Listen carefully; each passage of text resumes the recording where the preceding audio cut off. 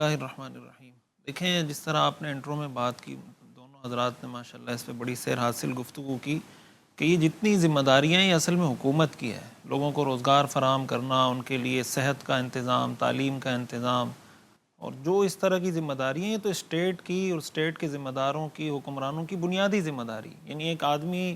جب حکمران بنتا ہے اس پہ کچھ ذمہ داریاں عائد ہوتی ہے نا، وہ حکمران مطلب کائے کو حکمران کہلاتا ہے، کیا کرے گا وہ؟ مطلب وہ کھانا کھائے گا، ہوائی جہازوں میں گھومے گا، پھرے گا، عیاشیاں کرے گا، اس کو تو حکمران نہیں کہتے۔ حکمران کا مطلب یہ ہوتا ہے، حدیث میں جو آتا ہے کلکم راع وکلکم مسئول عن رعیتی، کہ تم میں سے ہر ایک نگران ہے اور ہر ایک سے اس کی رعایا کے بارے میں سوال ہوگا۔ تو رعایا کے بارے میں کیا سوال ہوگا؟ حکمران سے یہی سوال ہوگا کہ آپ کی رعایا کو تم نے روزگار، تعلیم، صحت، جو بھی ان کی ایک بنیادی ایک انسانی ضرورت ہے وہ ان کو فراہم کی گئی ہے یا نہیں فراہم کی گئی۔ ہمارے حکمرانوں کو جتنے بھی ذمہ دار ہیں، چاہے وہ اعلیٰ سطح کے حکمران ہوں، چاہے وہ بیوروکریسی کے لوگ ہوں، چاہے وہ اداروں میں بیٹھے ہوئے لوگ ہوں، چاہے وہ پولیس کا محکمہ ہو، جس محکمے میں جس کی جو ذمہ داری ہے۔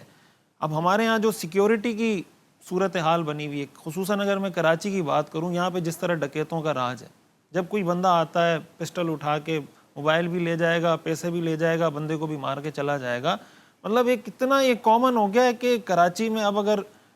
شاید ہی آپ کو اس طرح کے گنے چنے کچھ لوگ ملیں گے جو کراچی میں رہتے ہیں اور ان کے ساتھ ایسی کوئی واردات نہ ہوئی ہو۔ آخر کراچی کی عوام اس طرح ڈکیتوں کے نشانے پر ہیں، اس طرح وہ ڈکیتی کا شکار ہو رہی ہے، ہماری حکومت کہاں ہے؟ کیا یہ حکومت کی ذمہ داری نہیں ہے؟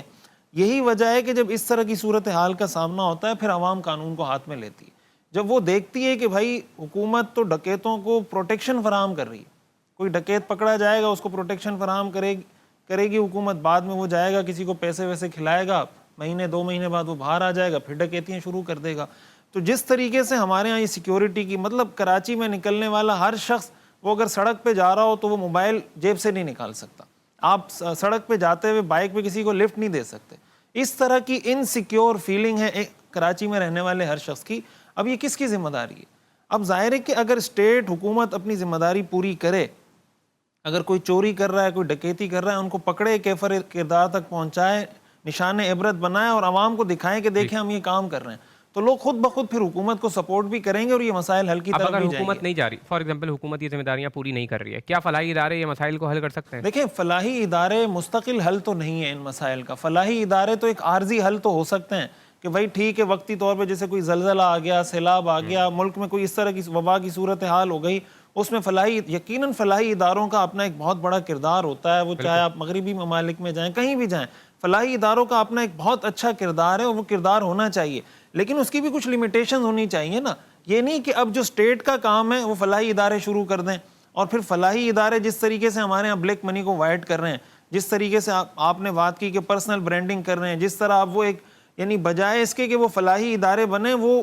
کمپنی سے بڑا بزنس بن گیا، وہ کسی فیکٹری سے بڑا بزنس بن گیا۔ جس طریقے سے اس میں غریبوں کا استحصال ہوتا ہے، جس طرح ایک غریب کی ڈگنیٹی کو ہٹ کیا جاتا ہے، جس طرح اس کی عزت کو پامال کیا جاتا ہے، ان ساری چیزوں کو اگر دیکھیں، پھر جو فلاحی ادارے چل رہے ہوتے ہیں، اس کے جو چلانے والے ہوتے ہیں، ان کی شاہ خرچیاں آپ دیکھیں، ان کا لگژری لائف اسٹائل دیکھیں، اور غریب کو جو کچھ مل رہا ہوتا ہے، ان کے ایڈمنسٹریٹو ایکسپنسز میں جو کچھ جا رہا ہوتا ہے اور غریب تک جو چیز پہنچ رہی ہوتی ہے، تو یہ تو خود ہمارے ہاں جیسے ہم کرپٹ حکمرانوں کی بات کرتے ہیں، تو یہ کرپٹ فلاحی ادارے خود ایک مستقل مسئلہ ہے۔ فلاحی ادارے معاشرے کو اس وقت ٹھیک کرتے ہیں جب وہ فلاحی ادارے واقعتاً فلاحی ادارے ہوں۔ اگر وہ فلاحی ادارے بھی ہماری گورنمنٹ کی طرح کے بن گئے، جس طرح کی شکوے شکایت ہم گورنمنٹ سے کر رہے ہیں، اگر یہی حرکتیں وہ فلاحی ادارے بھی کر رہے ہیں، تو پھر اس گورنمنٹ میں اور اس فلاحی ادارے میں فرق کیا تھا؟ کہتے ہیں یک نہ شد دو شد، پہلے ایک مصیبت تھی، اب دو مصیبتیں آ گئی کہ لوگوں نے زکوٰۃ بھی دے دی۔ پہلے حکومت تو چلو آپ سے ٹیکس لے رہی تھی، اب فلاحی ادارہ ہے، انہوں نے زکوٰۃ بھی لی، صدقہ بھی لیا، فطرانہ بھی لیا، چیریٹی بھی لی، ساری چیزیں لے لی،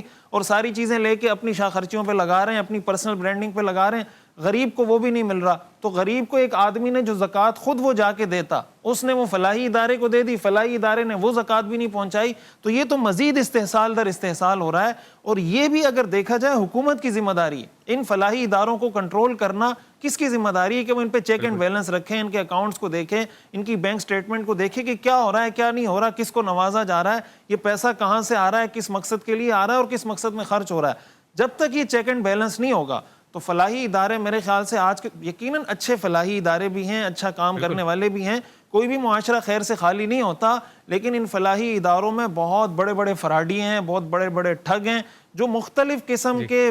بلیک منی کو وائٹ کرتے ہیں، لوگوں کو سپورٹ کرنے کے لیے مختلف قسم کے کام کرنے کے لیے کر رہے ہیں. تو ہمیں اپنی آنکھیں کھول کے دیکھنا چاہیے کہ کیا صحیح ہے کیا غلط ہے، اور کسی فلاحی ادارے کو سپورٹ کرنے سے جو زیادہ بہتر طریقہ ہے، ہم پہلے بھی اس پہ بات کر چکے ہیں، بھائی آپ اپنے کسی قریبی رشتہ دار کو خود سپورٹ کریں، اپنے آس پاس دیکھیں، اپنے پڑوس میں دیکھیں، آپ اپنے ہاتھ سے جب کسی مستحق تک پہنچائیں گے وہ سب سے بہتر طریقہ